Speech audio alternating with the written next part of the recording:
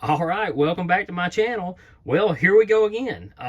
Turns out that I discovered that the case activated linkage that Hornady makes will also work on an RCBS powder measure. And my same friend that had the Lee powder measure that I tested also owns one of the RCBS ones. I do believe this is the newest one, the Uniflow 3, I think. You guys that are really familiar with these things would probably be able to recognize that. I think this is the newest meter and drum version. So anyway, as far as I know, I could be wrong. If I'm wrong, leave me a comment below in the video, and I will see if I can correct that in some way, shape, or form. So anyway, going to be dropping a bunch of charges. Got the spreadsheet over here set up, and of course I had to do RCBS green fill on the headline there, and same deal, same powder, CFE 223, and when I say the same powder, I mean the exact same powder that I've been using in all these tests, coming out of that jug right there.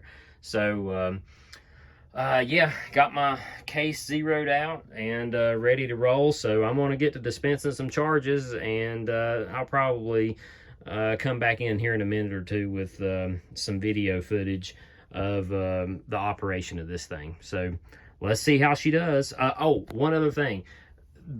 My friend did not have a baffle for this thing, or if he did, he couldn't find it. Well, it turns out I found this one goes in an old Lyman powder measure that I have, and it will go down in there. Like, it's not great, but it'll work, so we'll just roll with that. I tried the one out of my Hornady, and it was just a little oversized. I couldn't quite make it go all the way down to the actual frame part of the measure. So anyway, we'll see what we can do as far as that goes. So I'll be checking back in with you here in a few minutes once I get rolling. All right, so I just finished the first 25, and I refilled the powder hopper level up here back to the top of the tape. I'm trying to make sure the powder level doesn't change any more than just the width of that masking tape. So this time I'm going to try a little bit of a different technique. There's still no baffle in there, but I'm gonna try to let it have a nice hard slam on the way down. 28 even. So I'm gonna try this a few times, or try this for 25 charges, and see if that makes a difference in how it throws. 2804.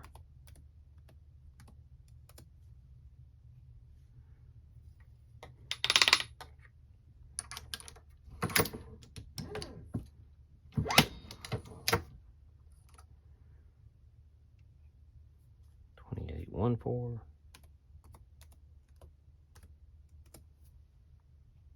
And I'm trying to, I tried getting it to dispense about the same as the other charges I was weighing. I was trying to shoot for somewhere around 27.8, so this one got just a little bit heavy. It's kind of fluctuating more around 28 instead of 27.8, but I didn't care. I mean, as long as it was in the ballpark, that was the main thing. I don't know if that would have really made all that big of a difference or not, but again, just trying to keep as many variables as I can the same. 28.04. Okay, I won't keep boring y'all with this. It's not much to see here, so I'll check back in with you here in a minute or two if anything, if I come up with any other bright ideas. Other than I probably will be trying that baffle after this batch. So I'll talk to you again here in a few minutes. Okay, so I just put the baffle in, so you can see it's not like a super tight fit, but you know what the heck, it's a baffle. It's in there, and we'll see if that makes any kind of a difference. So let's get going here. Okay, so curiosity got the better of me.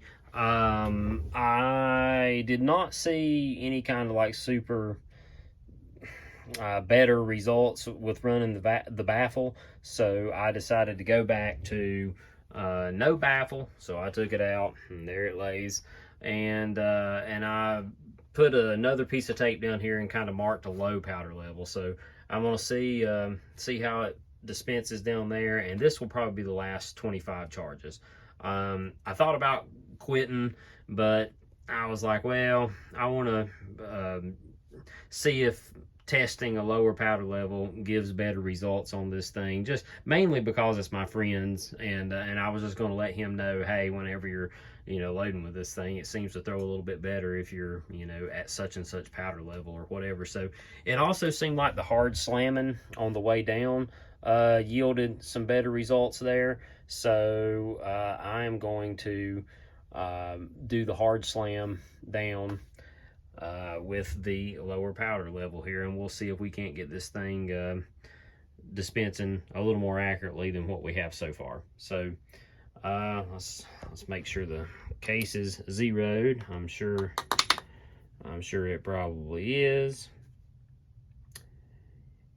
Yep, that's kind of what it's been doing the whole time. So we will get to dispensing here, and then we'll go over the results.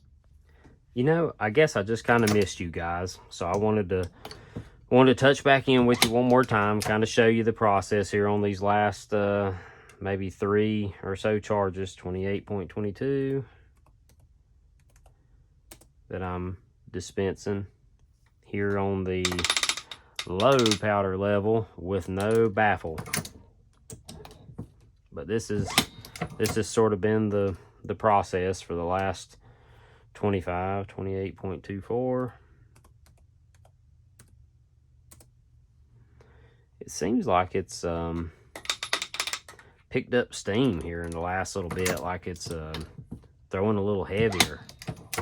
And I don't think I'm really 28.28. Good Lord. Yeah, that was the worst one of them all right there. I mean, I don't know what would be causing that. Let's see, the case is, yeah, case is still zeroed out good.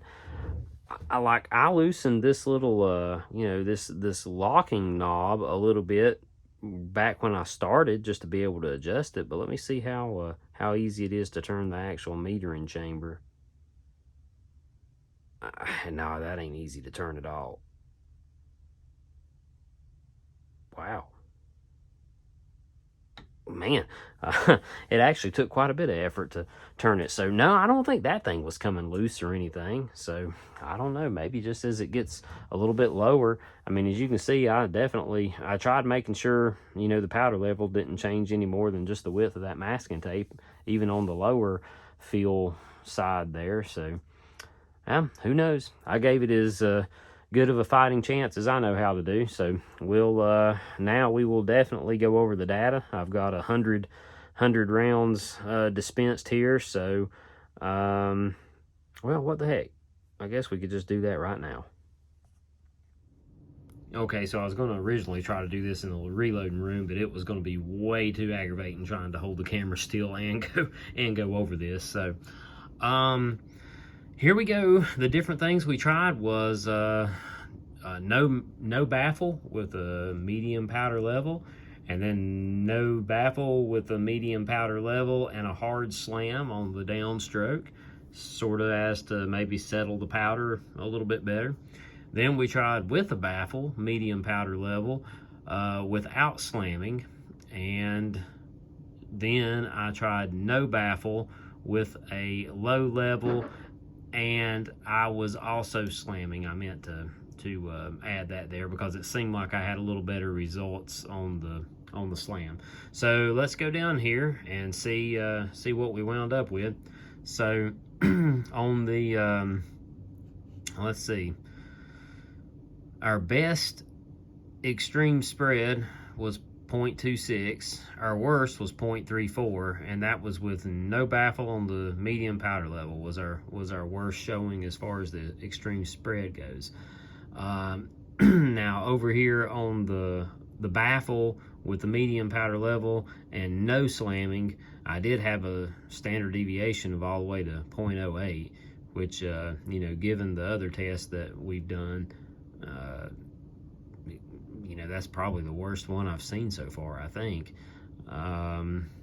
So yeah, the best standard deviation, I guess, was that 0.067 there. And yeah, that's about it. Here's the overalls, like if you just combined everything. Again, that's, you know, a little unfair because there was different powder levels. Sometimes I was slamming, sometimes I wasn't, but just for kicks, because it's not that hard to do the data, you can see there the standard deviation was 0.1. But again, I mean, you know, take this with a grain of salt because, you know, the consistency really wasn't there for this information.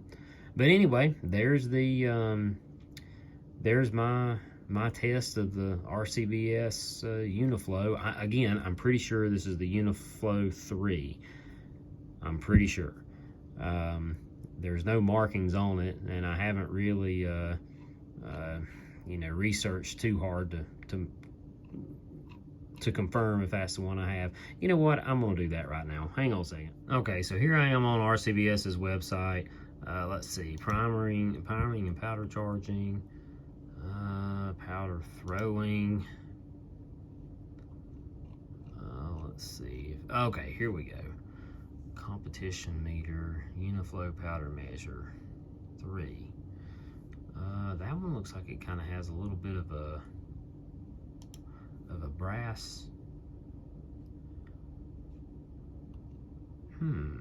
Okay, this is definitely not. Here's the one that we were using, so that is definitely different. Okay, this is not the 3.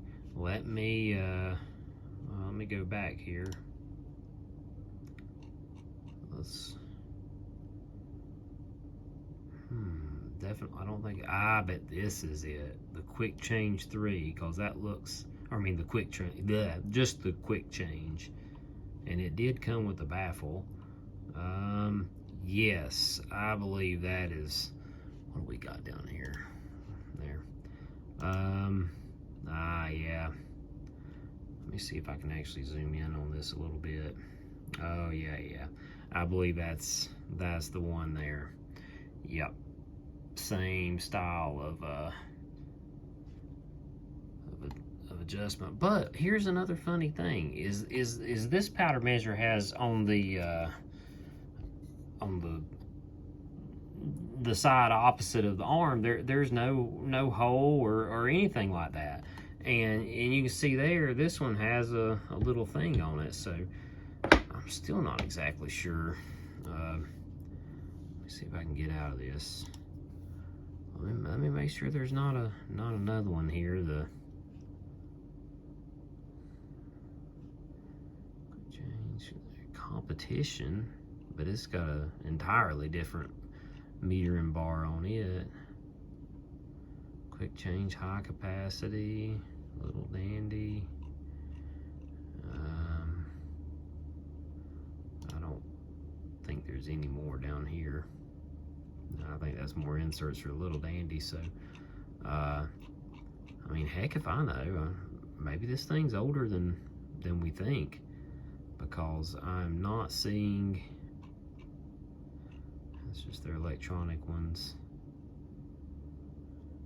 Yeah, there's the 3, and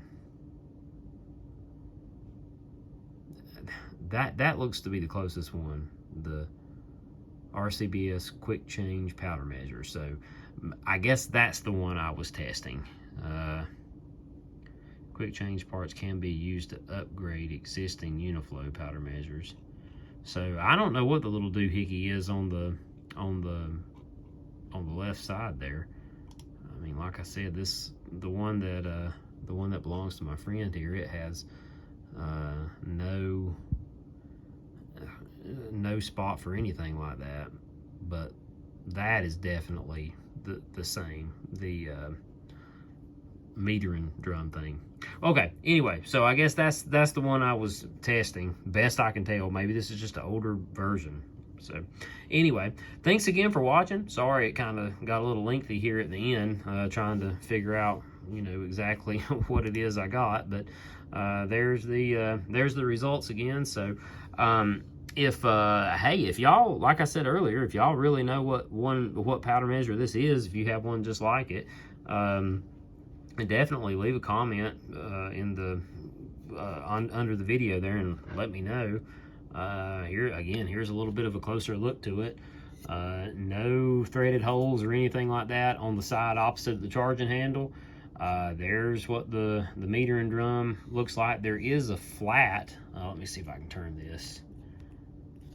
There is like a flat right there, and there might even be some writing on there. I think there is actually.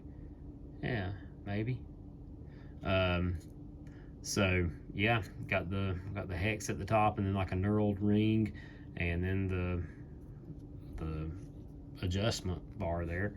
So anyway, best I can tell, that's what we were testing here. So anyway, thanks again for watching, and I'll be talking to you again soon. Hopefully the next one I'll have up here is the Dylan. I still got to get up to my dad's and get his bench cleaned off good enough to actually probably get to his Dylan. So anyway, thanks again for watching. I'll be talking to you soon.